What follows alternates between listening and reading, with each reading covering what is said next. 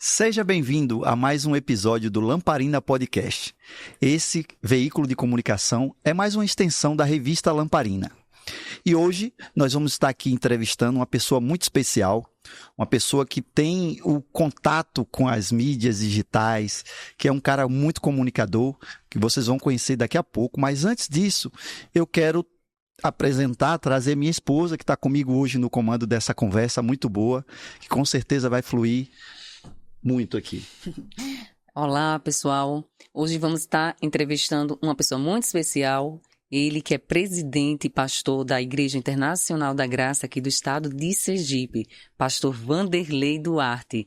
Vai estar falando de um tema que está cometendo a nossa sociedade e ele, há 23 anos no pastoreio, tem enfrentado muito esse sintoma que é a ansiedade, tem presenciado na vida das pessoas. Então, pastor Vanderlei, seja bem-vindo ao nosso podcast da Lamparina. Fique à vontade aqui. Muito obrigado pelo convite. Obrigado, Gideão. Obrigado, Emília. E para mim é um prazer, é uma honra estar aqui com vocês, podendo falar acerca do reino de Deus e das chaves importantes para que cada pessoa que nos assistir hoje possa desbloquear várias áreas da vida que estão ali bloqueadas. Para mim é um prazer. Antes de entrar no tema específico, a gente vai conhecer um pouco melhor o pastor Vanderlei, quem é o Vanderlei Duarte. Eu já soube aqui que ele é paulistano, né? E também já soube que é corintiano. Pois é. Nem tudo é perfeito. Brincadeira. Por favor, pastor. Se apresente, fale um pouco da sua juventude, quando foi que o senhor conheceu a Cristo, aos 10 anos, 20 anos, quantos anos? Conta um pouquinho da sua história. Só ratificando que ser corintiano é estar na Bíblia. E é? Temos 2 livros na Bíblia, 1º e 2º. 1º e 2º Coríntios, né? Boa. Bom, gente, novamente um prazer estar aqui. O Vanderlei Duarte é uma pessoa extremamente simples, não é enjoada. Me adapto facilmente com qualquer lugar, com qualquer comida. Eu digo que hoje eu sou um comedor de caranguejo, como tapioca, de uma maneira como se estivesse comendo a melhor comida em São Paulo. Já gosta do cuscuz? Gosto do cuscuz. Não é à toa que nossos 3 filhos são nordestinos. Legal. Vanderlei é casado com Daniele Duarte. Minha esposa, ela é uma bênção na minha vida, tem 40 anos. Temos 3 filhos.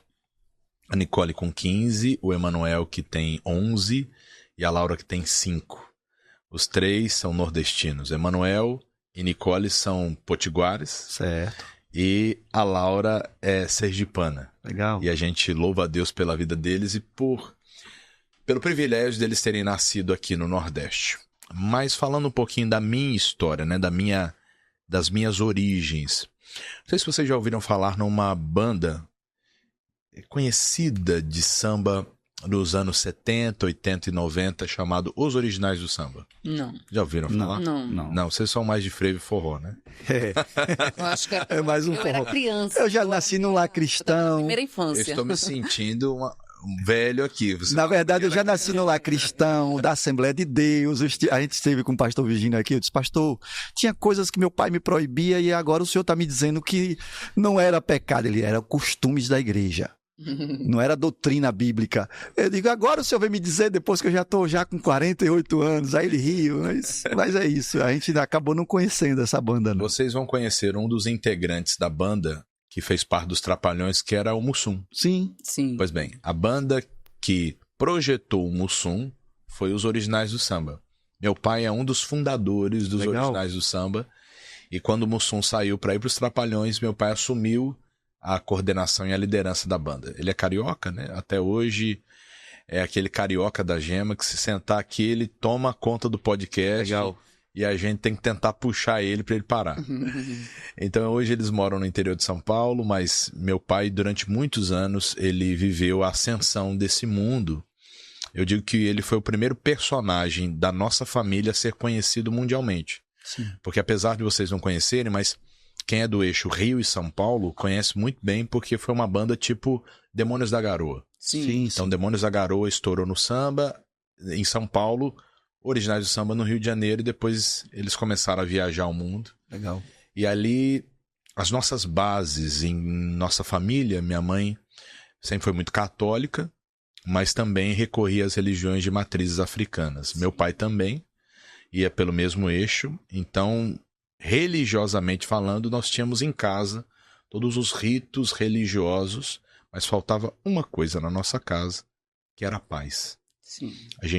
Eu costumo explicar, eu tenho 3 irmãos, um mais velho por parte de pai, que é pastor, inclusive, pastor Batista. Legal. Tenho 2 irmãs por parte de pai e mãe. E eu sou o caçula. Então eu peguei a parte da gordura da família, parte boa. Parte boa. Quando meu pai teve uma infância muito pobre, eu fui conhecer um dia, Emília, a casa onde meu pai e minha mãe morou no Morro do Salgueiro, no Rio de Janeiro. Eu comecei a subir um morro assim, eu era garoto, isso tem uma lembrança muito viva, eu devia ter uns 12 anos de idade. Eu comecei a me sentir assim angustiado por conta do clima do morro, a garotada já carregando armas e por aí vai. E quando eu cheguei na casa, minha mãe falou, foi aqui que a gente morou. E aí quando eu voltei para São Paulo, a gente já morava na época numa casa de sobrado. Então eu falei, poxa Deus, olha só, o quanto eles precisaram romper para chegar aonde estão. Apesar de ser uma carreira secular, mas quando eu olho para o meu pai, eu olho para minha mãe, eu vejo o aspecto de alguém que venceu na vida. Sim. Alguém prosperidade, né? Alguém que não virou estatística, alguém que não se vitimizou por ser negro e nascer num ambiente de favela, e alguém que conseguiu romper com o seu talento e venceu na vida. Sim. Então isso para mim é um motivo de orgulho. Um motivo de orgulho muito grande deles. E hoje eles estão buscando a Deus. Hoje eles servem a Deus. E um dos eixos principais para que esse Vanderlei, né, que nasce em São Paulo, que depois a gente mudou para o interior e voltou para São Paulo hoje, ter começado a seguir o caminho da fé, foi a batalha da minha mãe, mesmo estando em São Paulo, já com outro estilo de vida, né, em trazer a paz para dentro da nossa casa. Pois a paz que ela queria, ela buscava em vários lugares. Buscava na religião, buscava em amigos. Meu pai também, minha casa, final de semana, enchia de amigos. Músico samba. Exatamente. Prazer. Enchia de amigos, mas quando saía, a gente via que não era amigo, na verdade. Eram apenas colegas. Sim. E minha mãe começou a sentir uma grande dificuldade de gerir o casamento, porque meu pai colocava a estrutura dentro da nossa casa e minha mãe fazia o papel de regente do lar, né? Sim. Então, minha mãe, Dona Graça, e quem conhece, tem o privilégio de conhecê-la, vê que é uma mulher extremamente graciosa, assim. Faz jus ao nome, né? Faz jus ao nome, Emília. E ela foi a regente do nosso lar. Apesar de tensões na nossa casa, por questão de... Meu pai sempre foi um homem muito duro mesmo no trato, muito duro assim com os filhos, regra era regra. Sim. E assim, minhas irmãs sofreram tensões por conta disso, jovem, e acabaram completando 18 anos e indo morar só. E eu fiquei dentro de casa com eles, acompanhando, vendo algumas tensões por conta da falta da verdadeira paz. Sim. Então o ambiente onde eu nasci foi São Paulo. Meu pai era da música e eu fui pro futebol. Ah, legal.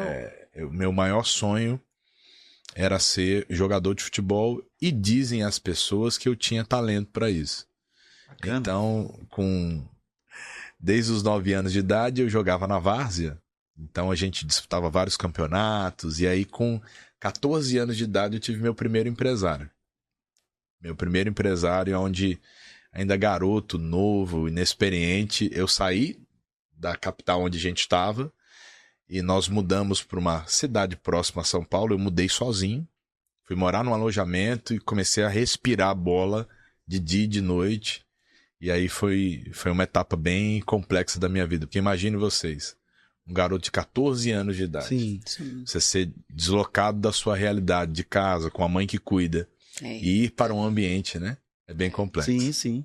Foi muito difícil nessa época pra gente, muito complicado, mas eu digo, Gideon, que foi uma das experiências que era Deus já me preparando para o que viria depois, sabe? Sim. Não sei se vocês já viveram isso. Como vocês já nasceram em berço cristão... Eu não. Emília não. Então, antes de ser prefeita, você... Não fui perfeita. Estou me aperfeiçoando ainda em Cristo. Então, eu vejo como José passando pelo período processo dele. Pelo processo. O tempo de Deus é diferente do nosso tempo, né?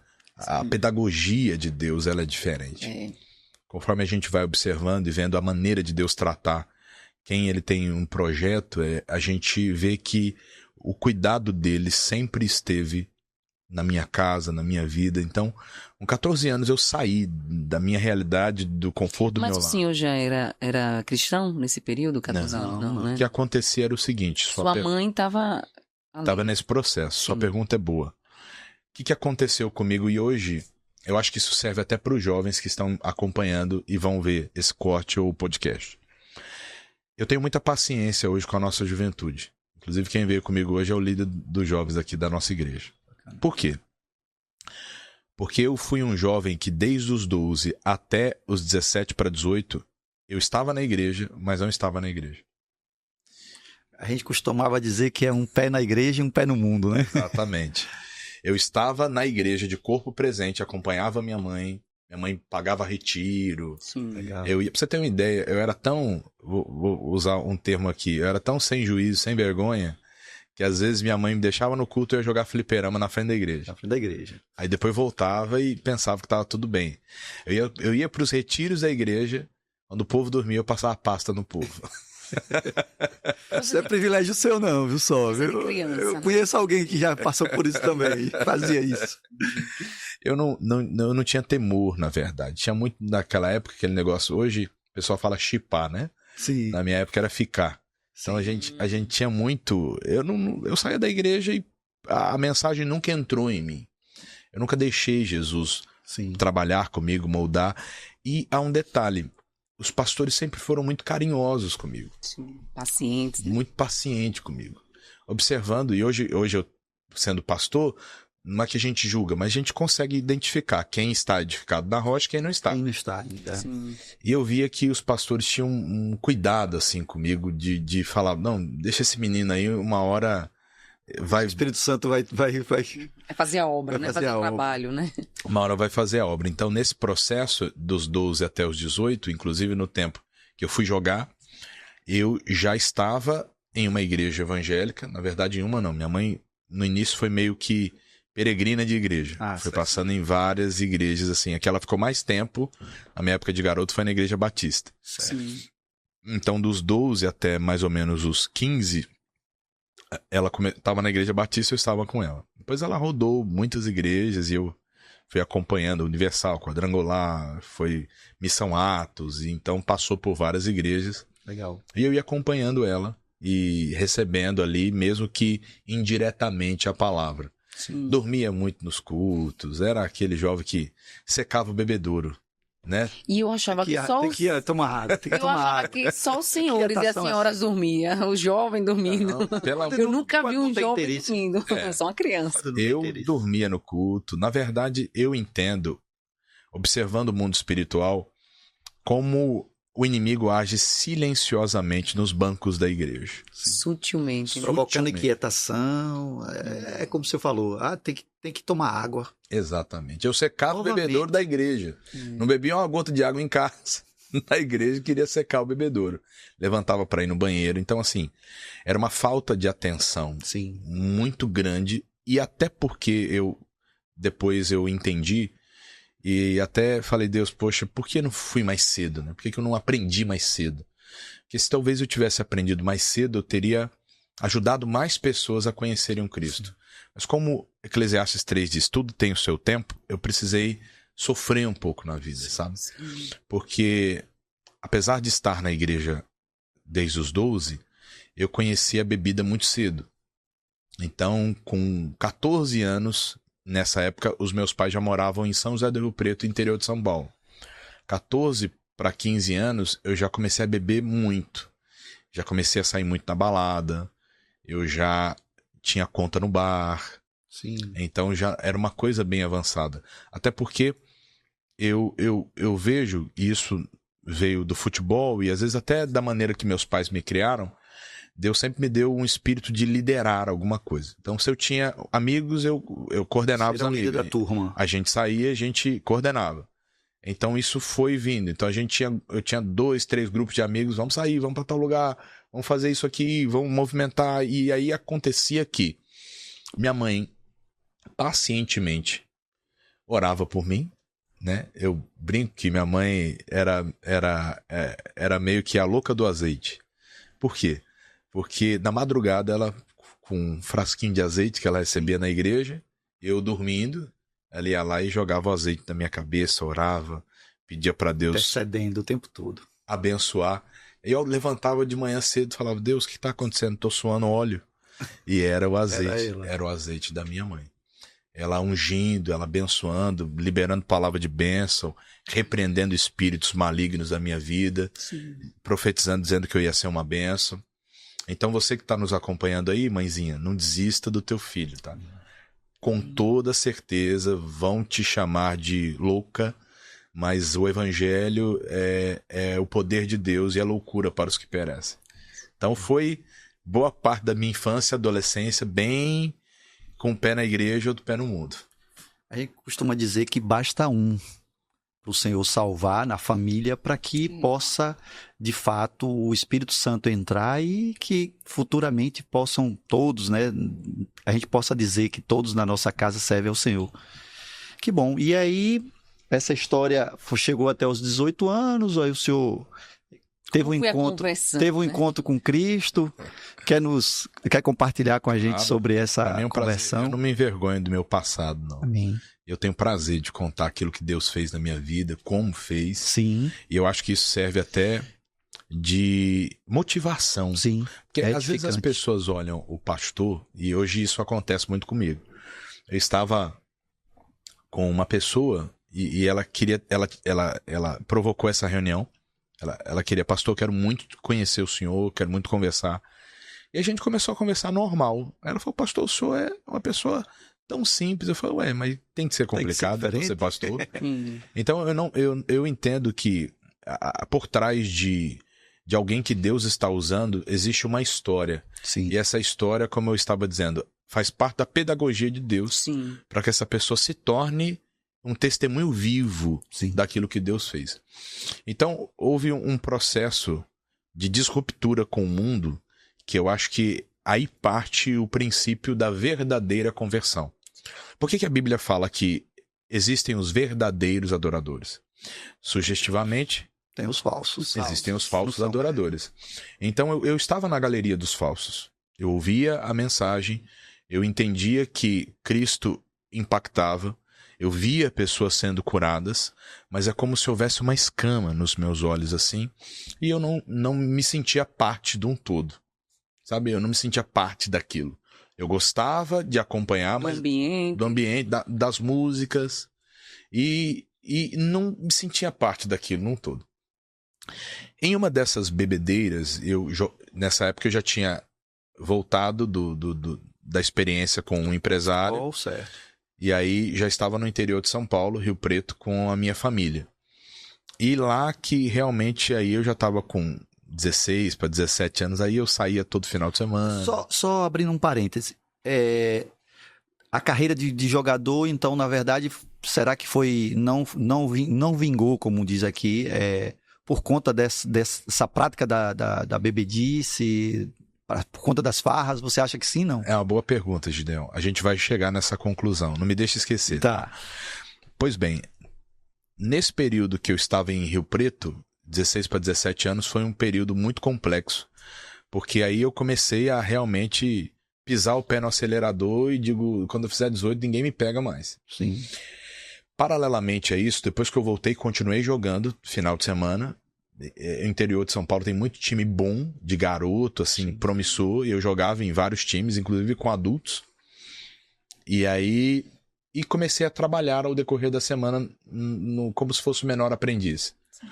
Comecei a trabalhar e aí fui trabalhar num hospital, que é o maior hospital lá da região de Rio Preto, que é o hospital de base. Entrei lá como office boy, Depois passei para office boy interno. O hospital é gigante, o hospital e a faculdade. E em seguida eu fui para o setor de reembalação. Eu era reembalador de medicamentos. Eu trabalhava dentro de uma farmácia. Na minha cabeça, eu iria fazer um técnico em farmácia, depois iria fazer farmácia. Pois apesar de toda essa situação, eu nunca deixei de estudar.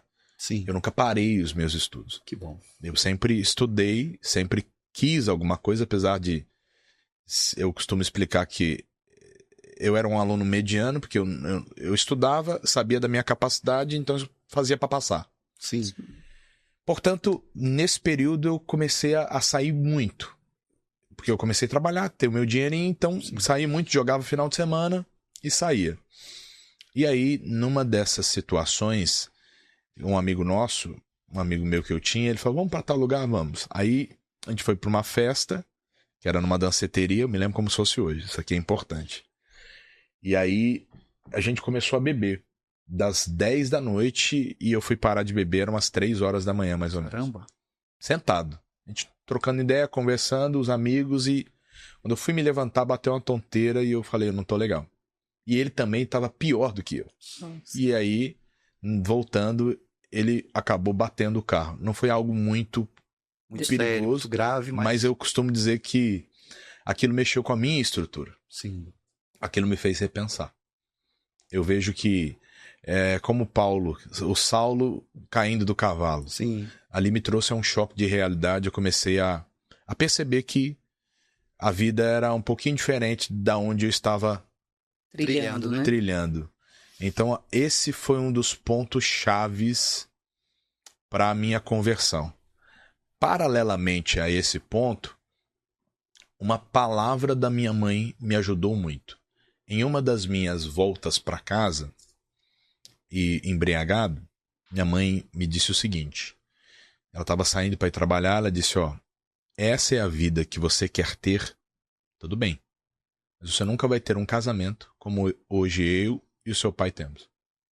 Então, na época, eles já estavam somando 30 anos de casado. Caramba. E, sentimentalmente falando, eu era uma pessoa instável. Eu não conseguia ser fiel a um relacionamento. Eu saía muito. Então, Sim. não conseguia. Muita gente. Eu não pensava. Na minha cabeça, eu ia casar depois dos 30. Na minha cabeça, eu queria aproveitar a vida. Na minha cabeça, nada ia me prender. E eu estava dentro desse processo, desse looping, né, interminável. Então, a batida daquele carro, com a junção da palavra da minha mãe, ela mexeu comigo. E isso me deixou temeroso. E aí eu costumo explicar que nesse mesmo mês, pela primeira vez na minha vida, eu fui na igreja por livre e espontânea vontade. Minha mãe não... Por desejo mesmo, quero ir à igreja, quero ouvir a palavra. E pela primeira vez, A palavra entrou. a primeira vez eu consegui entender o que o pastor pregou. Não. Olha que coisa séria. Aí vocês observem, dos 12 até quase 18 anos de idade. E você lembra a igreja? Qual foi? Lembro. Eu ouvi o evangelho a primeira vez que eu entendi. Foi um pastor, inclusive da Quadrangular. Pastor Legal. Valério. Lá do bairro Jaguaré. Lá em São José do Rio Preto. Legal. Foi a primeira vez que eu ouvi o evangelho por livre e espontânea vontade. Assim, eu ouvi, entendi. Aí falei, O poxa... tempo todo indo pra igreja, né? Mas eu acho que o plantio da mãe ali, a perseverança na oração, confiante de que o Espírito Santo uma hora iria... Eu confio muito, acredito muito no poder da oração, né? A oração, eu até falando aqui uma vez com meu esposo e com outras pessoas, eu conheço pessoa e que a mãe era ali fiel na oração, e que o filho dela já passou por tantas adversidades que essa pessoa já era para estar morta. Morta ou presa ou E eu digo assim, rapaz, e eu só lembro da mãe dele. E eu disse, isso aí... Isso aí é o papel da mãe. A intercessão dessa mãe nas madrugadas. A mãe ali, Deus olha, né? A misericórdia do Senhor se estende por gerações. Eu acredito muito nisso. Então, acredito muito na força da oração, de uma mãe principalmente. Sua palavra é assertiva, Emília. Eu não tenho sombra de dúvidas hoje que se não fosse a minha mãe sendo no bom sentido, na brincadeira, que é a louca do azeite, Sim. eu não estaria aqui pregando o evangelho, vivendo aquilo que a gente está vivendo e adorando a Deus como estamos adorando. Amém, pastor. E daí por diante, assim, como foi sua entrega para o evangelho? O senhor começou a ficar firme na igreja ou foi ver outras igrejas? Muito rápido esse processo até chegar a ser um pastor. Respondendo a sua pergunta, aquela do futebol. E aí já entro nessa. A partir dali, as coisas começaram a mudar em mim. Eu costumo dizer que é como se Deus tirasse o espírito de menino, Sim. de desbravador das coisas do mundo, e Deus começasse a preparar o meu espírito para o que eu seria em tempo breve, né? Então, nesse período, é claro, sem a bebida, sem a farra, eu evoluí muito no futebol. Futebol, certo. Muito. A ponto que eu comecei a treinar com mais força, e aí fui jogar num time, num clube que é o Rio Preto Futebol Clube, lá da região. É como se fosse aqui o Confiança. Certo. Lá do meu interior. Eu era juniores e já estava treinando com os profissionais, e eu ia descer para disputar a Taça São Paulo. Legal. Nesse período. E aí veio o meu segundo empresário. Ele disse, eu vou te tirar do Rio Preto, você vai pro São Caetano, e aí você vai disputar a Taça São Paulo lá, que a vitrine é muito maior, sim, o time é muito melhor, você vai conseguir ter mais visibilidade e nós vamos embora. E aí, exatamente nesse período, eu já estava bem engajado com Deus. E aí vem a sua resposta. Depois que eu conheci, eu ouvi a mensagem dali, do bairro Jaguaré, minha família mudou de bairro. Isso tudo basicamente em 2-3 meses. Minha família mudou de um bairro e foi para um outro bairro. E esse bairro ficava bem distante de lá. E aí foi onde, eu estava terminando os estudos, eu precisava passar em frente à igreja, que é a igreja que eu comecei a congregar, a Igreja da Graça, para ir para a escola. É uma igreja muito simples. Sim. Eu costumo explicar que o que chama a atenção dos jovens, naquela época, pelo menos era assim, era louvor, era, sim, né? E essa igreja avivada, né? Exatamente. E essa igreja, por sua vez, ela era muito simples. Muito simples. O pastor abria o culto cantando e batendo palma. E era uma igreja de pessoas mais velhas. E aí a primeira vez que eu adentrei na Igreja da Graça foi num culto de sexta-feira de libertação. O pastor pregou Marcos capítulo 5. Ele falou sobre o endemoniado gadareno. E aquilo entrou no meu espírito. Eu falei, eu tô cheio desse negócio aí que tu tá falando. Tem a ver comigo. Esse negócio que você tá vendo aí de demônio, esses negócios aí, eu tô percebendo que tem alguma coisa perturbando. Tem alguma coisa perturbando e eu quero essa oração aí. Aí ele chamou pra oração, o saudoso pastor Eliseu Dias, eu sou muito grato a Deus pela vida dele. Ele chamou a irmã Maria, a esposa dele, aí chamaram a gente pra frente, aí eu fui dando, né, aqueles passos desconfiados pra frente. Sim. E aí eles fizeram uma oração e colocaram as mãos na minha cabeça. E eu senti naquela oração que o que me prendia saiu. Eu não sei te explicar, eu não manifestei com demônio. Sim, sim. Mas a oração da fé... Você ali percebeu que ele foi libertador. Meu Deus do céu. Aquilo ali mexeu comigo de tal maneira que eu saí da igreja, eu já era outro homem. É incrível esse negócio. Amém. Quando eu leio Saul no Rancho dos Profetas, que ele sai dali com o coração e profetiza, eu disse, é isso que aconteceu comigo. Porque eu entrei de um jeito... Já saiu pronto para outra... Isso era a sexta. E o senhor permaneceu na igreja ali? Permaneci. Pois é, né? O Espírito Santo, né, agiu. Às vezes o senhor falou que era jovem, não tinha uma estratégia assim de juventude, gosta de avivamento, né? Foi numa igreja... Onde tinha mais idosos, mas o Espírito Santo, quando ele quer, ele arruma. Ele tem a ação dele, né? As estratégias dele para nos alcançar. E aí eu compreendo que antes eu ia para a igreja, Emília, acompanhar a minha mãe.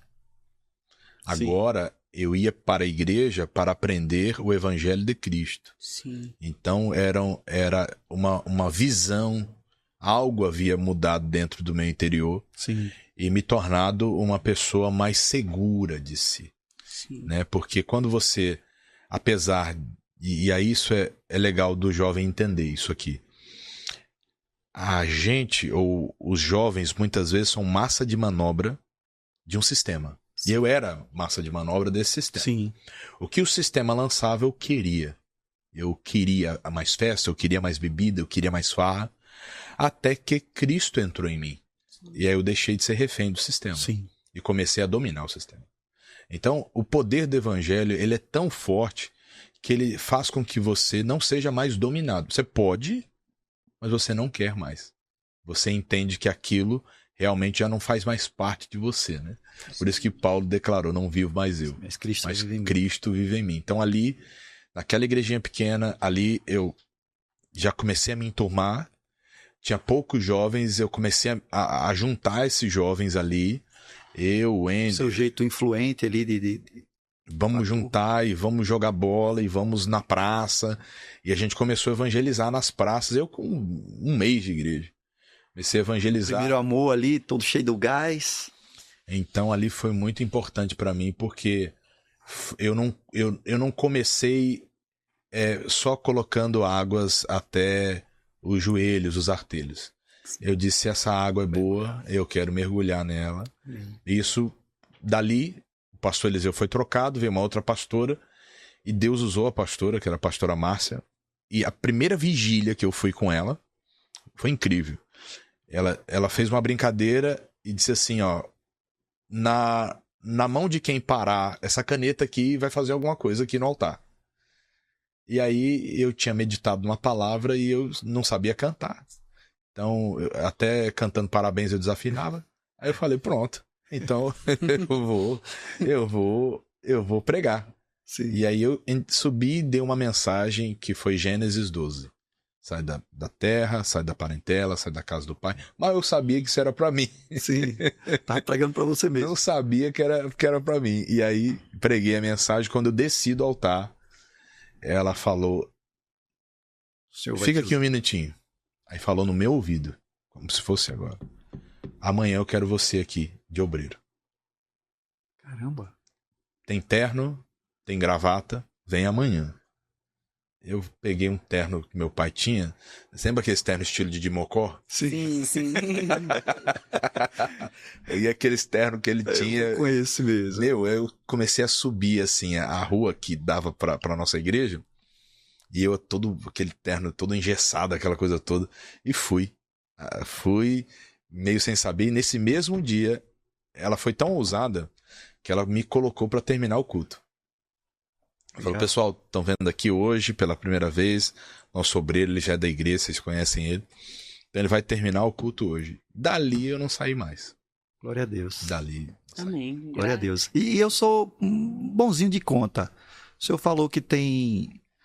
isso era por volta de 18, 19 anos. Aí o senhor já passou 11 anos no Rio Grande do Norte? Exato. 11 anos, mais 7, quase 8 aqui.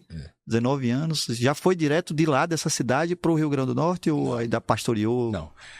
Aí, dali, fiquei um tempo naquela igreja, líder de jovens, pastor auxiliar, fui sendo treinado ali. Sim. Dali fui para a regional, que era uma igreja maior. Sim. Foi auxiliar o regional, ele falou, ó, vem para cá. Aí fui para lá. Da regional... Missionário RR? Não. Não? Era um pastor regional da região de São José do Rio Preto. Ah, certo. Aí da região de São José do Rio Preto eu fiquei ali, aí o pastor Glauber, que hoje é o pastor dos Estados Unidos, da nossa igreja, Certo. ele foi fazer uma visita nessa igreja. Tudo foi plano de Deus, na nossa regional. Eu pouco falei com ele. E aí a gente entra num assunto de obra bem legal. Eu costumo explicar hoje para os meus pastores e para os meus auxiliares o seguinte. Toda pessoa que faz a obra de Deus com o coração voltado a Deus não tem como ficar escondido. Sim. Porque Deus não esconde uma cidade edificada sobre o monte. Sim. Então, eu não conversei com ele, mas ele, no finalzinho, na hora que ele estava indo para o aeroporto, ele falou para o meu pastor, o apelido dele era Zé. Eu falou, Zé, leva esse menino comigo aí. Leva ele junto comigo para o aeroporto. A gente conversando. Fomos conversando, uma conversa desproporcional, uma conversa, falamos de time, falamos um monte de coisa. Passado 20 dias ele me ligou. Ele era o terceiro na linha de sucessão da igreja. Sim. Aí ele ligou, falou, ó, falou pro meu líder, manda esse menino para São Paulo. Aí foi onde eu fui auxiliar lá na São João, onde a gente vê tudo acontecer. Aí chegando lá, para minha surpresa, ele conversou comigo e disse, você vai ser meu auxiliar direto. Então sua primeira missão aqui é coordenar os auxiliares da igreja. Eram 60 auxiliares solteiros, mais 20 auxiliares casados para dar conta da igreja. Foi minha primeira missão. Lá em São Paulo eu fui para auxiliá-lo e coordenar os auxiliares da igreja. E dali de São Paulo foi um tempo muito produtivo, porque primeiro contato com o pastor Jaime, que é o segundo da linha de sucessão. Sim, o magrinho, né? O pastor Jaime é uma benção. Uma benção, assim. Dificilmente eu conheci uma pessoa tão perseverante e resiliente como ele. Ele é incansável. Incansável. E aí, também o líder... eu imagino que o pastor, o R.R. Soares, né, o missionário, ele tem esse perfil também, né? O missionário, eu brinco, né, que ele é o seu Xavier do X-Men. Ele não para. Sim. Foi longe. Aí esse daí eu lembro. Esse desenho eu lembro. É mais da sua época. O missionário é a cabeça pensante da igreja, junto com todo um corpo de gestão, administração. Mas assim, foi um tempo de laboratório, de experiência muito gostoso, porque é onde tudo acontecia na igreja. Eu era solteiro nessa época. Sim. Então morava na igreja ali, uma imersão gigante. Aí você vê tudo acontecendo, onde você assistia na TV, você fazendo parte ali. Sim. Eu pegava testemunho pro missionário. Legal. Subia nas cadeiras, então ali foi tempo. Vivendo aquilo tudo ali e aprendendo também. Muito. Né? Aí o pastor Glauber foi para os Estados Unidos. Aí eu comecei a auxiliar o pastor Jaime. Fui o segundo auxiliar dele. Aí comecei a fazer programa de rádio, programa de TV. Comecei já a assumir cultos lá na São João. Então fazia culto de segunda, fazia culto de terça. Legal. Então ali a gente começou a trabalhar.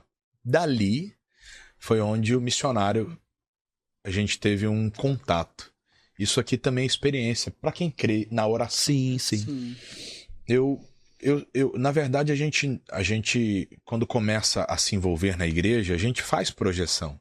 A gente quer assumir uma igreja, quer casar, né? Porque eu era solteiro, queria assumir igreja grande, mas você fica orando a Deus e trabalhando mesmo. Isso é do ser humano, né? Crescimento, né? Faz parte. O Espírito de Deus, né? Que em nós também leva a gente a crescer, a querer buscar. Crescer sempre. Exato, Emília. Em tudo. Inclusive, o tema que nós vamos estar falando, ansiedade, né? É que nos paralisa de não querer avançar, de não querer crescer, de paralisar ali. Mas vamos lá, continuando. Exato, Emília. Exato. A gente vai chegar nele já. Estamos próximos. Pois bem. E aí foi onde a gente colocamos no coração e eu costumo explicar para os pastores que hoje eu sou grato por tudo aquilo que eu vivo, porque eu sei o que eu plantei. E isso não é falsa modéstia, não é discurso do politicamente correto. Não estou dizendo que eu não errei.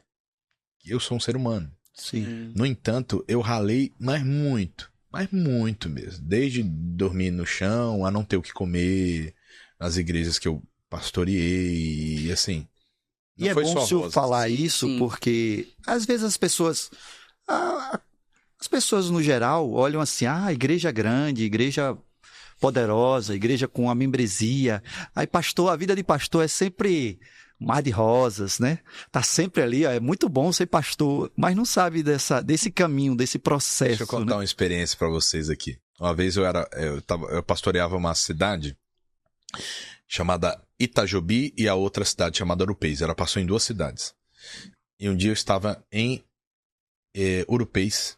Eu estava com tanta fome, e fui dormir. Você sabe, quando você dorme, a tendência é a fome amenizar. E aí eu acordei com um barulho tão grande, eu fiquei assustado, que era o meu intestino grosso comendo delgado. Essa é boa. Conversando. Falei, o que é isso? Trovão é o que isso aí? Mas teve uma vez, e eu nunca vou esquecer disso, eu não tinha o que comer. Na verdade, quando eu assumi essa igreja, não tinha casa pastoral. Rio Grande do Norte. Não, isso aí era no interior de São Paulo. São Paulo. Eu não tinha casa pastoral, não tinha nada. Dormia na igreja, tomava banho de caneca. Então, assim, era um negócio... E o que comer à noite... não tinha. Então, se entrasse alguma coisinha, a gente comprava. Se não entrasse, não comia. E aí, um dia, eu tava com uma fome, mas uma fome tão grande, Emília. Não sei se você já passou fome algum dia. Já passou? Não, já tive fome. Passar fome, acho que eu não desejo isso pra ninguém. Não desejo isso pra ninguém, Gideon. Eu tava com uma fome tão grande, mas tão grande, que aí eu falei, Deus, eu tô com uma fome, eu preciso comer aqui. E eu tava ali, sabe? Aí, de repente, eram as 9 horas da noite, eu ouço uma batidinha na porta da igreja, sabe? Tac, tac, tac, tac. Aí eu abro a porta da igreja, tinha um casal de irmãos. Falou, pastor, o senhor já jantou? Eu falei, olha, não vou mentir não, mas não jantei não. A gente trouxe aqui. Se eu não se incomoda, eu falei, incomodar? Incomodar? Entra aí. Vou dizer igual o baiano, eu tô com fome e quero merendar. Tô com fome e quero merendar. Então foi um período muito difícil. O alicerce. No Rio Grande do Norte, depois que eu saí de São Paulo, aí, missionário, eu fiz uma oração, aí disse, Deus, eu ainda não tenho esse contato com o missionário, eu quero ter. Aí o missionário um dia ia sair para fazer uma reunião, falou, vamos comigo. E aí eu subi no carro, fui com ele, passado alguns dias eu assumi, conversamos bastante, ele me conheceu melhor, e assumi uma igreja em São Paulo, onde o missionário vai construir agora, nosso templo a 10 mil pessoas. Legal. Aí fui, dali, da São João, fui ser regional, nesse local, em frente ao Shopping D, na Avenida Cruzeiro do Sul, paralela à Marginal Tietê. E fiquei ali 8 meses. E ali, naquela igreja, foi onde eu casei. Minha esposa, nessa época da transição de Rio Preto pra cá, eu já tava namorando, né? E falei, quando eu assumi uma igreja, a gente casa. E aí eu assumi essa igreja em São Paulo, marquei o casamento, casamos. Aí eu estava pastoreando essa igreja, era uma grande igreja, cabiam 3 mil pessoas sentadas nessa igreja. E aí dali ela foi pra cá, foi pra essa igreja, passamos uma semana ali pastoreando essa igreja. Na época, eu digo que ela aprendeu a andar de metrô na marra, porque eu de manhã ia pra faculdade e ela ia pra igreja. Eu levar pra igreja, eu vou pra faculdade, da faculdade eu vou pra igreja. E aí ela saiu do interior e começou a andar de São Paulo na marra ali. E aí foi passado uma semana, aí o pastor Jaime, missionário, me deram a missão de assumir um estado. Nessa época eu tinha 23 anos de idade. 23. Aí foi o primeiro estado que eu comecei a assumir, que foi o estado do Rio Grande do Norte. Aí foram vários e vários desafios, que aí fica para outro podcast. Sim, fica para outro. Vamos até porque a gente precisa entrar nesse tema, né, que é o da ansiedade, mas eu quero saber um pouco mais sobre a Sergipe. São 7 anos aqui, o senhor chegou em Sergipe, eu sou de uma outra denominação, eu sou membro da Igreja do Evangelho Quadrangular, a maioria dos nossos ouvintes já conhece, mas a gente acompanhou um pouco de longe o crescimento da Igreja Internacional da Graça aqui em Aracaju. Eu lembro que ela era ali na Santa Amaro. Exato. Sempre ali, eu passava para ir no Planeta Gospel, sim, aí via sempre algum movimento, mas a gente não via falar tanto da Igreja Internacional da Graça. E de repente o senhor chegou um pastor novo aí com espírito de ousadia e já trouxe logo para a Zona Sul e colocou a igreja num lugar privilegiado, que ali em frente ao Shopping Rio Mar. Sim. E a gente ouve falar que tem um crescimento. Me fale um pouco sobre esse crescimento, como foi que tudo isso aconteceu. Vindo do Rio Grande do Norte para cá, eu senti um impacto grande. A igreja é a mesma no Brasil todo, só que culturalmente falando, cada estado é de uma maneira. Sim, sim. E o evangelho em alguns estados é mais desenvolvido, em outros estados é menos desenvolvido. Sim. Então, vindo do Rio Grande do Norte para cá, eu senti um impacto, porque a nossa igreja lá, ela se tornou uma igreja muito forte na cidade, muito grande na cidade. Onde nós estávamos para vir para cá, a gente estava num bairro lá no Rio Grande do Norte, aí mudamos para um cinema para 1.100 pessoas e a igreja foi tomando um corpo, Sim, se tornou uma igreja bem bacana, bem gostosa. E aí de lá, o missionário e o pastor Jaime deram uma nova missão. Vem para Sergipe. Quando a gente chegou em Sergipe, a gente começou a orar. Tanto eu quanto a minha esposa falou, vamos orar. A igreja tem uma base boa e a gente não faz um trabalho sem uma base. Então o pastor anterior, que foi o pastor Judeu, deixou uma base uma base muito boa. Sim. E aí a gente falou, vamos trabalhar. E aí foi onde Deus começou a nos dar direções daquilo que ia fazendo. E aquilo que a gente fez no Rio Grande do Norte, a gente foi replicando aqui. Trazendo para aqui. Foi trazendo para cá. Então a gente começou a movimentar a juventude, tanto que eu costumo brincar, eu falava com o meu líder de jovens, se você desistir da juventude, eu assumo. Se você bobear, eu engulo você. Porque eu tenho um pé dentro da juventude. Sim, eu gosto muito da juventude. Eu acho que é o coração da igreja, de toda a igreja. A força da igreja, né? A força da igreja são jovens, né? Então... E aí eu me lembro quando a gente chegou, a gente fez o primeiro retiro interno de jovens. Que era mais de Deus, menos de mim, mais de Deus. Então a gente fez um retiro no carnaval que não se tinha, então vamos fazer. Tava em cima, mas vamos fazer. Legal. E aí fizemos um retiro, aí em seguida a gente começou a movimentar a juventude. E aí eu vejo que a igreja foi respondendo aos estímulos que a gente vai dando. A igreja é um organismo vivo. Sim. O Cristo vivo está lá dentro. Sim. Agora, existem pessoas que você tem que estimular essa pessoa. Nem todo mundo sabe o que quer, até que alguém diga, você vai fazer isso aqui. Você tem um chamado para isso, você tem capacidade disso. Então o pastor, ele é um estimulador. E quando você vai orando, você vai começando a identificar qual é o dom, a habilidade que aquela pessoa tem. Porque nem todo mundo serve para ser alguma coisa, mas todo mundo tem um chamado para fazer alguma coisa. Sim. Então a gente foi começando a trabalhar com isso. A igreja foi respondendo, os jovens foram respondendo, os pastores, em sua maioria, foram respondendo. E aí foi onde Deus nos deu a direção de abrir uma igreja dentro do shopping. Que foi dentro do shopping Aracaju Park Shop. Nós abrimos uma igreja lá dentro. Por quê? A nossa ideia era movimentar a membresia que já estava acostumada ali há mais de 20 anos. Então a gente abriu uma igreja lá e fazíamos os nossos cultos de segunda e reuniões de sábado lá dentro. Inclusive, a reunião de jovens era dentro do shopping. Dentro do shopping. Exatamente. Legal. E aí a igreja começou a perceber, a sair de dentro, né, da bolha. A gente começou a fazer muitos eventos fora da igreja também. O primeiro evento que a gente fez de grande expressão foi no Calçadão das Laranjeiras. A gente trouxe na época a Sara Beatriz, que era da Graça Music. Sim. E aí a gente fez o trabalho com os jovens lá. Aí depois a gente começou a fazer a Marcha da Família, que foi tomando a Avenida da Praia, da Orla, né? Sim. A gente colocou um trio e foi fazendo. Na época da pandemia a gente fez, mesmo estaticamente, dentro do carro a gente não deixou de fazer. Massa. Então a gente começou a mobilizar o Estado dentro disso. E aí a igreja começou a viver essa atmosfera, foi onde a gente falou, eu e minha esposa começamos a orar falando, agora é hora de ampliar as tendas. Agora é hora da gente sair daqui, o tempo daqui já deu. Convencemos a igreja que ali já era o tempo e que a gente poderia se mover para um novo lugar. E foi onde veio a estratégia de ir para onde foi o celeiro de várias igrejas. Sim.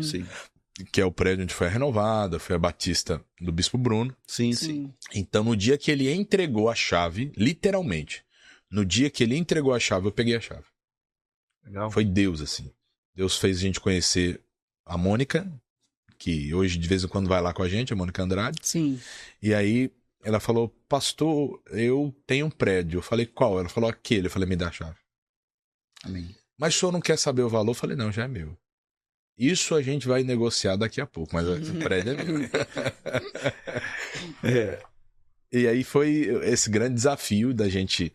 Hoje a gente está numa igreja que sentado cabem aproximadamente 1.200 pessoas. Legal. A gente saiu de uma igreja que tinha de assentos 250, 300 quando ia muito, para um prédio de 1.200 pessoas. Sobre o crescimento, eu costumo dizer que a Igreja da Graça, ela está em movimento.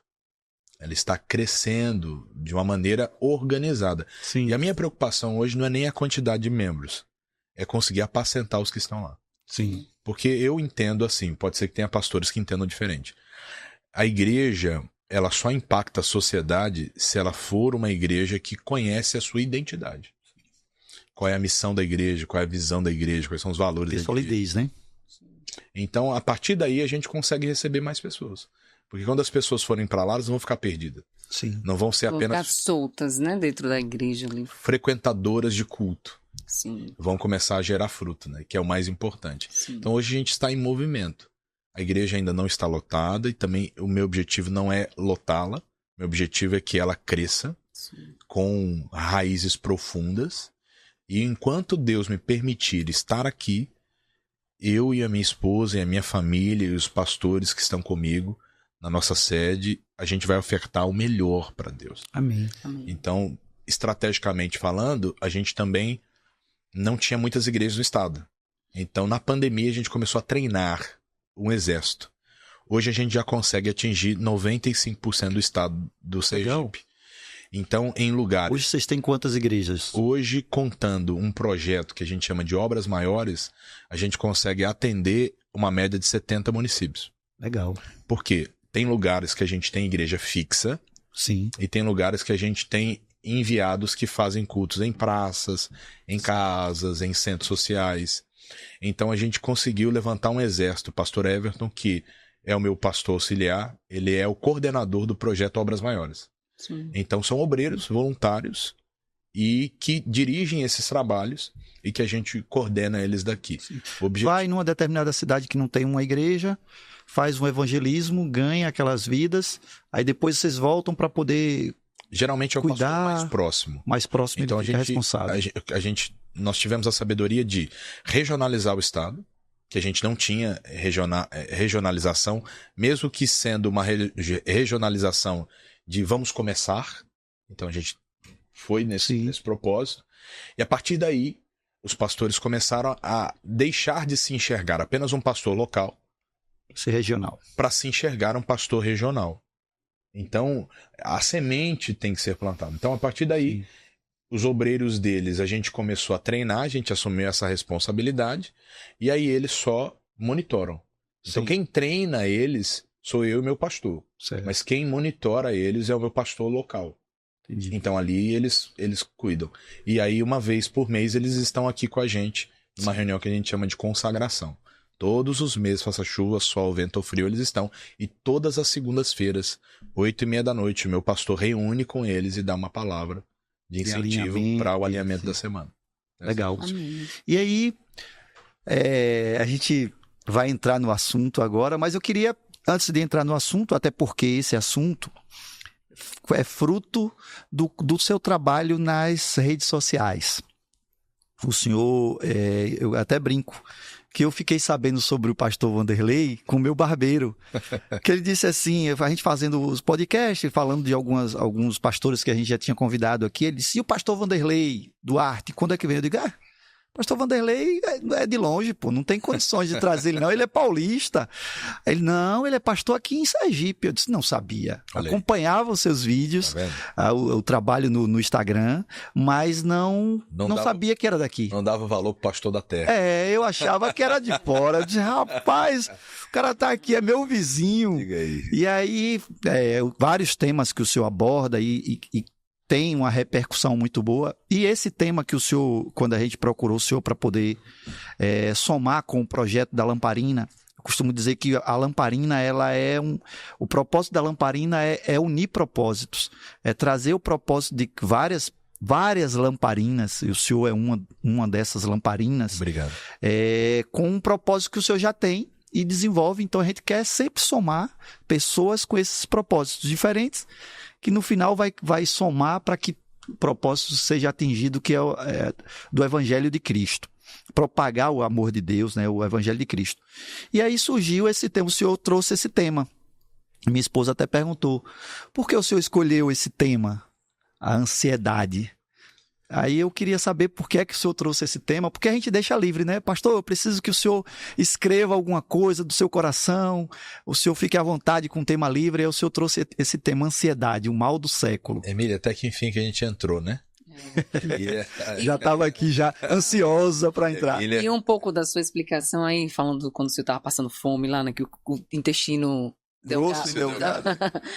E assim, né? Eu fico imaginando o peso para vocês, pastores, para quem prega, né, a palavra do evangelho, porque vivemos por fé. E em nenhum momento você pode transparecer fraqueza, vamos dizer assim, né? Até porque, cadê o Deus que você prega? Cadê? Você não falou isso? Porque... Por que está passando por isso? Né? O nosso pastor, ele fala uma coisa no altar que me chama muita atenção. Que ele fala assim: quantas vezes eu subi aqui no altar triste e preguei sobre alegria? Quantas vezes subi aqui derrotado, me sentindo derrotado e preguei sobre vitória? E o evangelho é isso, né? A gente muitas vezes dá o que a gente não tem. E o Senhor falando aí dessa parte da fome, passando fome, e uma pessoa chegou. Às vezes a gente acha que uma simples atitude não vai fazer uma diferença, né? Levar a comida. Só que eu fico imaginando assim, vocês passando por essa situação e outras situações e não pode jamais transparecer. Tem que estar ali segurando. E eu acredito que isso traz um peso para a alma, mexe nas emoções, que é o caso também, muitos caem, né, na ansiedade.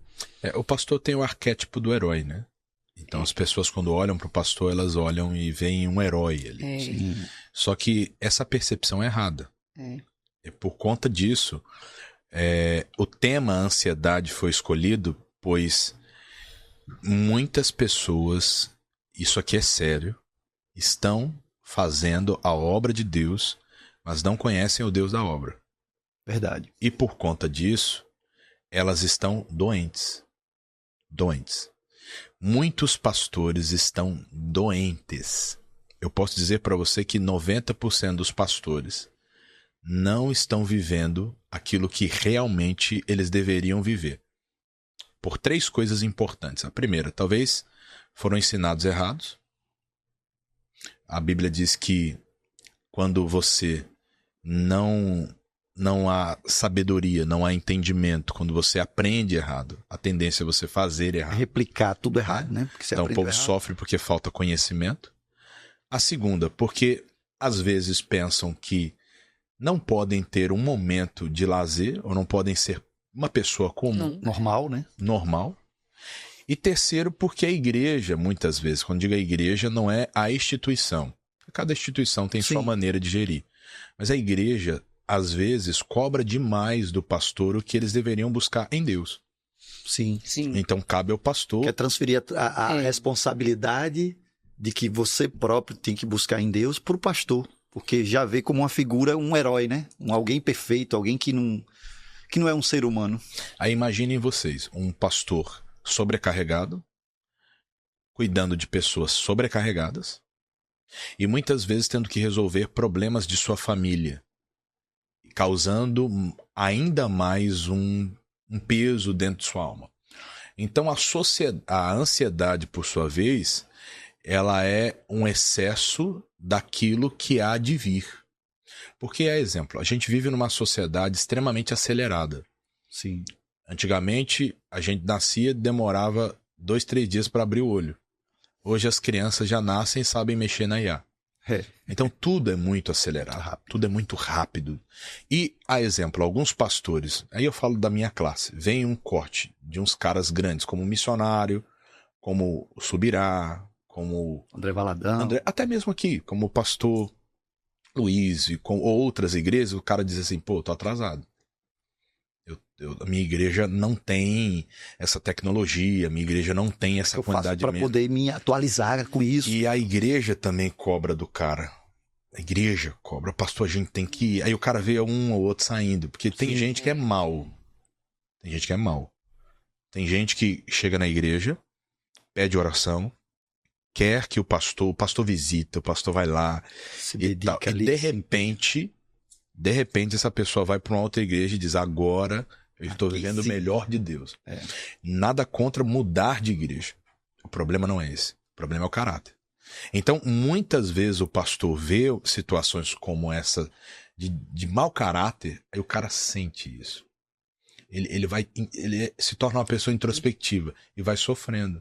Vai somatizando Será ali. que eu estou fazendo errado? Por que é que eu não estou...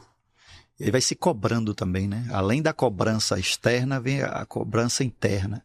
Exatamente. E acontece muito isso. Às vezes, a gente vive num mundo de tecnologia. O senhor citou alguns pastores aí.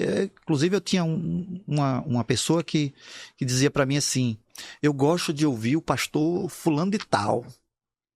Vou citar o nome, pastor André Valadão. A palavra dele, sim, é top. Eu digo, mas meu irmão, você está em Aracaju. pastor André Valadão, ele mora nos Estados Unidos, às vezes está na Lagoinha Alphaville, mas a maioria das vezes o senhor vai poder todos os finais de semana, quando for cultuar, ir para os Estados Unidos ou pelo menos para São Paulo para assistir o culto. Aqui a palavra de Deus está sendo ministrada aqui, e o Senhor colocou para que você aprendesse a palavra de Deus aqui, então você tem que aproveitar o instrumento que Deus colocou no seu caminho, o seu pastor, para ministrar a sua vida, para a sua família. Aí a gente sempre discutia, mas é muito isso que o senhor disse. As pessoas vêm, aí vai numa outra visita, diz, agora sim, aqui. Como se o Deus que está na outra ali não fosse o mesmo, se aquele pastor que tanto esforço teve para trazer a palavra de Deus, né? Eu costumo dizer assim, a oração que Jesus ensinou foi Pai Nosso. Pai não é meu, é nosso. Então há poder na comunhão, há poder na oração e a oração com a comunhão mais forte ainda, né? A palavra do Senhor diz que ali, ó quão bom e quão agradável é que os irmãos vivem em comunhão. Ali ele derrama bênção sobre as vidas, né? Então acredito nisso, que tem pastor de internet, é uma bênção, é claro, a internet ela ajuda, alcança várias pessoas que não têm acesso à igreja, mas a comunhão... Esse aconchego ali próximo, né? É necessário. É indiscutível. Existe um princípio na palavra de Deus sobre isso, e ali onde o Senhor vai derramando bênção sobre a vida. Sem sombra de dúvidas, fazer parte de uma comunidade é salutar. O ser humano é um ser sociável. Sim. Então você faz parte de uma comunidade, você faz parte de um grupo. E hoje a igreja deixou de ser apenas um local de culto, se tornou um local onde as pessoas, elas conversam, elas interagem, elas se relacionam, elas fazem até network. Sim. E elas vão estudando a Bíblia e vão crescendo na graça do entendimento. Então, reafirmando, não é erro, não é pecado você ir para uma outra denominação e igreja. Sim. O pecado não está aí, o pecado está na falta de caráter. E muitas vezes alguns pastores não sabem gerir isso. E por conta disso se apequenam. Consecutivamente, ainda dentro do tema ansiedade, por que muitas pessoas estão fazendo, às vezes segurando um cartaz na igreja, às vezes no estacionamento, às vezes sendo um colaborador, um obreiro, servindo, mas ansiosas? Pois a Bíblia diz que o perfeito amor, ele lança fora esse medo. Sim. A gente observa na Bíblia que Elias, depois de ter sido grandemente usado por Deus, entrou em depressão. Sim. Ficou dentro de uma caverna e não queria sair dali de jeito nenhum. E aí veio um fogo, veio uma tempestade, e a Bíblia diz que o Senhor não estava ali. Então, enquanto a gente se resguarda dentro das nossas cavernas, que são os nossos medos, ressentimentos, sim, receios, vão acontecendo coisas que a gente não consegue mais discernir se é Deus, se não é. Então eu costumo explicar que tem muita gente vivendo por osmose dentro da igreja e não entendendo a essência de um chamado. Pois, a exemplo, se o cristão genuíno que quer vencer a ansiedade não tiver um devocional diário, ele não consegue servir com excelência e lá na frente a ansiedade tomará conta do interior dele. E aí é onde as dúvidas começam, o comparativo começa. Sim. A exemplo, quem serve em igreja muitas vezes sente ciúmes de outro que está tendo um pouquinho mais de destaque. Sim. A velha história de Caim e Abel. Sim. O grande problema de Abel e de Caim foi uma oferta. Uma mísera oferta. Ele fez e eu tenho que fazer, só que a dele não foi com excelência. Sim. E a partir dali a gente entende que... A motivação foi diferente. Então, ansiosamente, algumas pessoas estão querendo cantar na igreja, estão querendo pregar na igreja. E chamado de Deus não é assim. E aí a gente entra num outro cenário interessante. Vamos pegar como exemplo Jonas. Se o pastor que está à frente estiver desesperado para crescer, pode entrar um Jonas no barco dele. Sim. E o Jonas provoca ansiedade na igreja. Porque todo mundo começa a perder. Sim. Tudo começa a dar errado. Por quê? Por que tá assim? Joga tudo pro mar porque tem alguém ali que fez o errado, né? Tudo começa a dar errado. Então, a pressa, já diz o ditado, é inimiga da perfeição. E Deus é perfeito. Deus podia ter criado tudo em 1 hora, em 1 segundo. Mas ele criou em 6 e ainda descansou no 7º. Então, gerir, conduzir, empreender, construir leva tempo. E se nós não soubermos esse tempo, a gente fica inquieto, como Marta. Marta, ela andava inquieta e distraída. Estava trabalhando para o Senhor. Mas estava preocupada com as atividades ali, com o trabalho, com o serviço. E a Bíblia diz que Maria escolheu a boa parte, a qual não lhe seria tirada. Então, respondendo sua pergunta, Emília, é muito comum observarmos pessoas tomadas por essa inquietude dentro, até mesmo da igreja cristã evangélica, por conta de que acham que servir é uma correria. E não tem nada a ver com isso.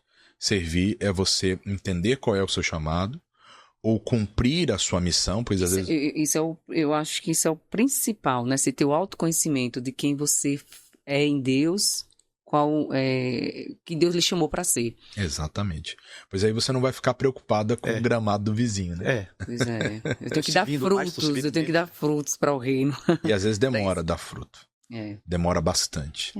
Demora. Às vezes, para que a árvore dê fruto, ela ainda precisa ser podada. Podada, né? Ela passa por um processo que a gente diz que machuca a árvore, mas é necessário. A depender da fruta, né? Tem frutas que já começa a dar fruto com 1 ano, mas tem frutas que demoram anos para poder. Então, exatamente. A depender do fruto que você vai gerar, ainda o processo é mais demorado. Falando aqui, voltando um pouco, né, do que o senhor falou, da questão do pastor, ele ter esse olhar clínico, né, de ver o membro ali, você venha para cá, de ficar estimulando a pessoa a trabalhar, ver o potencial, a capacidade. Pessoa, né? Em relação aos dons, vamos falar aqui um pouco dos dons. Vamos lá. O senhor, como pastor, identifica, assim, a pessoa tem um dom.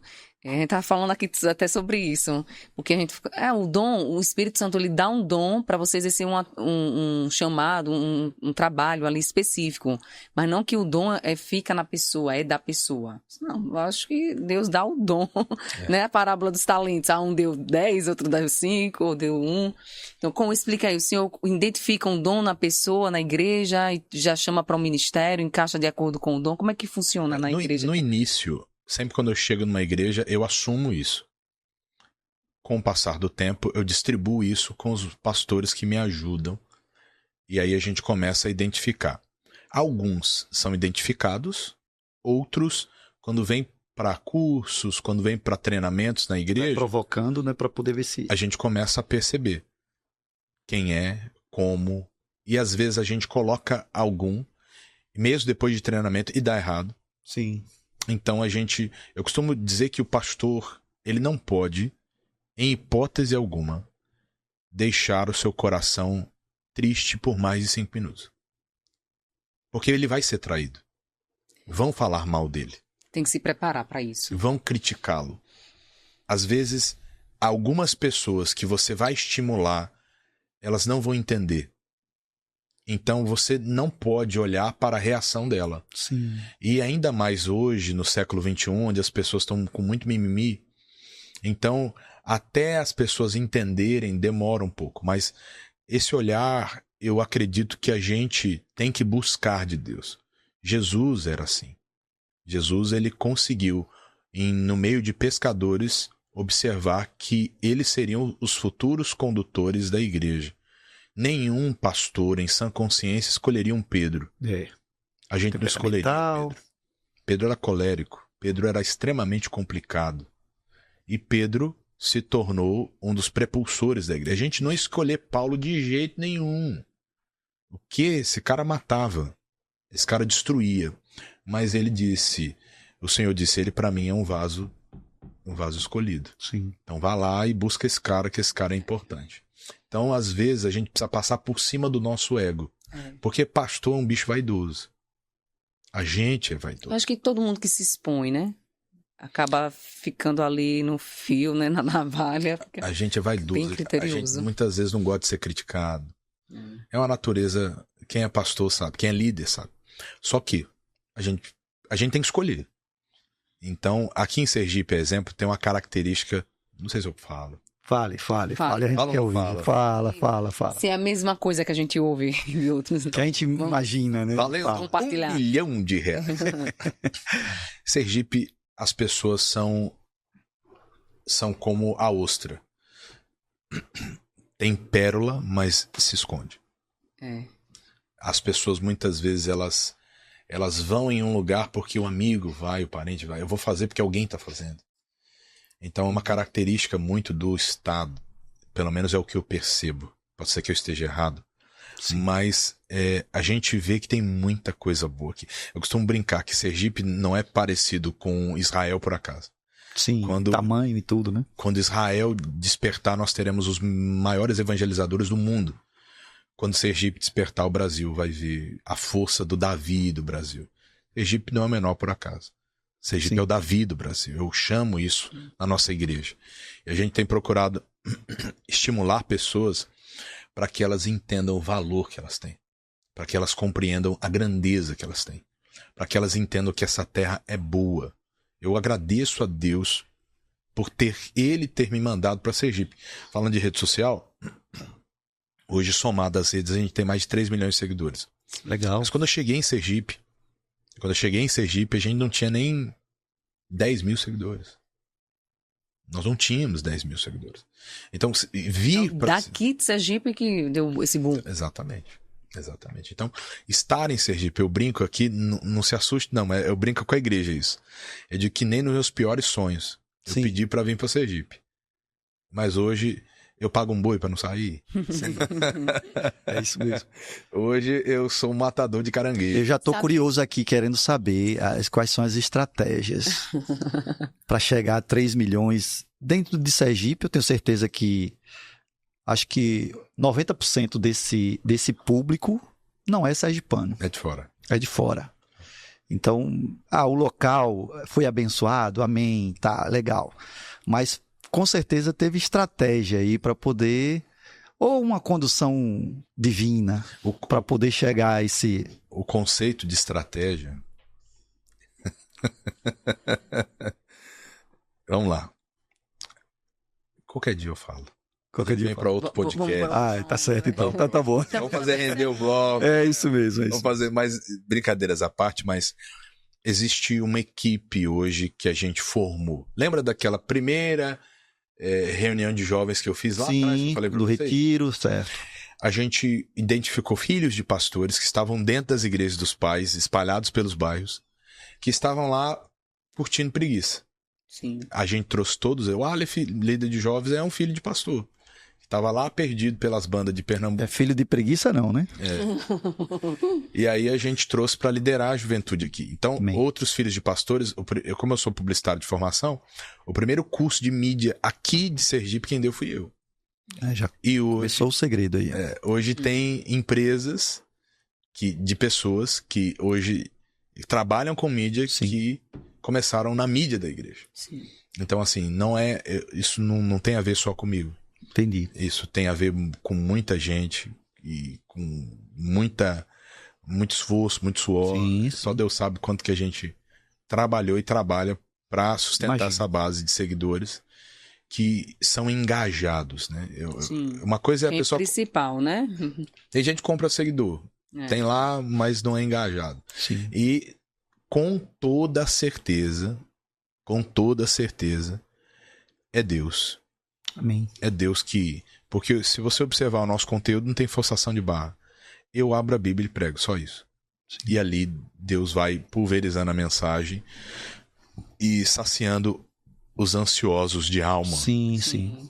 Que precisam de uma mensagem. Então a gente tá ali como o Pai Nosso. É o pão de cada dia. Sim. Amém. É isso mesmo. Pastor, estamos chegando ao final do nosso episódio de hoje. Conversa muito boa, muito agradável. Com certeza já vamos deixar aqui já pré-acertado uma outra data aí, para que a gente possa ter uma outra conversa, falar de vários outros assuntos.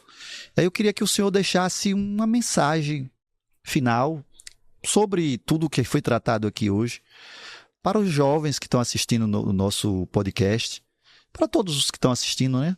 Qual a mensagem que o senhor deixaria para eles?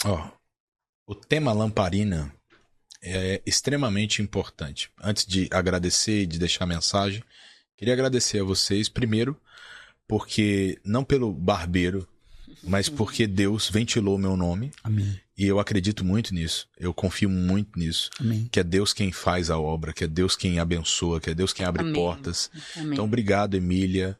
Obrigado, Agradecemos. Gideão, por ter me convidado. E eu agradeço muito de coração estar aqui com vocês. Para mim é uma honra. Tá? Uma honra estar aqui com vocês. Amém. A Bíblia diz que nunca alguém pode pensar em desistir. Em hipótese alguma. Eu costumo explicar que a palavra de Deus, ela não falha.